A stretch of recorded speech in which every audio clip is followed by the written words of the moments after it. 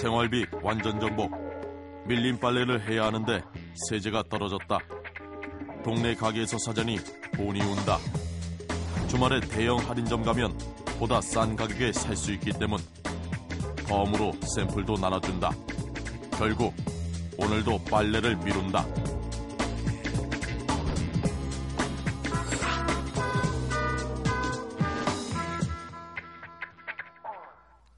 이렇다 보니 주말이 되면 각종 대형 할인점에는 일주일치 물건을 사러 온 가족들로 발 디딜 틈이 없습니다. 그런데 왜 대형 할인점은 물건이 쌀까요? 대형 할인점의 기본 원리는 박리담회입니다. 싸게 많이 팔자는 것이죠. 그런데 손님이 많으려면 상권이 넓어야겠죠? 그래서 대형 할인점은 이곳저곳 여러 개가 아니라 차를 타고 가야 하는 곳에 하나씩 띄엄띄엄 있습니다. 걸어갈 수 있는 동네 구멍가게나 슈퍼나 시장과는 달리 소비자는 일단 자동차 기름값을 지불하는 셈입니다. 또 동네 가게는 배달까지 해주는데 대형 할인점은 소비자가 멀리 집까지 물건을 실어 날라야 합니다. 즉 소비자들은 대형 할인점에서 자신의 차로 배달 일을 하고 대신 가격을 할인받는다는 것입니다. 배달 일만 하는 게 아닙니다. 과거에 집 근처 슈퍼에 갈 땐 물건을 많이 사둘 필요가 없었죠.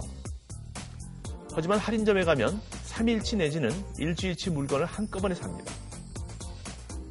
소비자들은 할인점에서 사온 채소와 고기와 과일을 쟁여놓기 위해 냉장고를 큰 것으로 바꾸거나 아예 하나를 더 삽니다.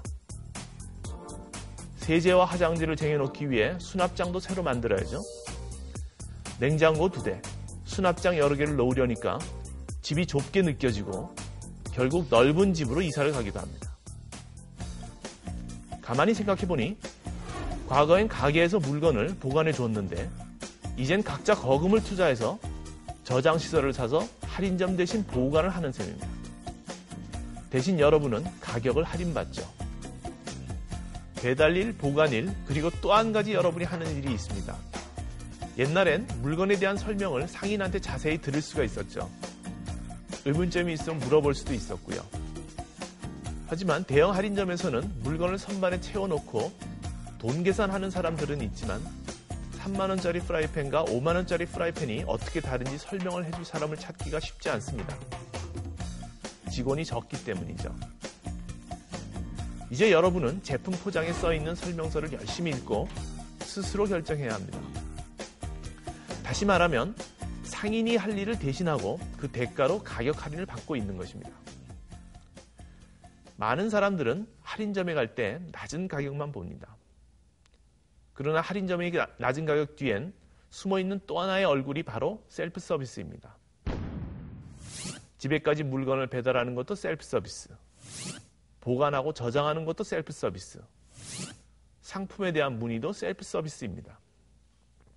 셀프 서비스란 원래 파는 사람이 해주던 서비스를 손님이 대신 알아서 한다는 의미죠. 그러니까 우리들은 모두 할인점에서 일을 해주고 급료를 받는 대신 물건값을 싸게 지불하고 있는 셈입니다. 생활비 완전 정복. 특별 세일이라길래 바나나를 듬뿍 샀다. 반절은 썩힐 게 뻔하다. 세일에 눈멀어 또 손해봤다. 오늘부터 매일 바나나만 먹어야 한다.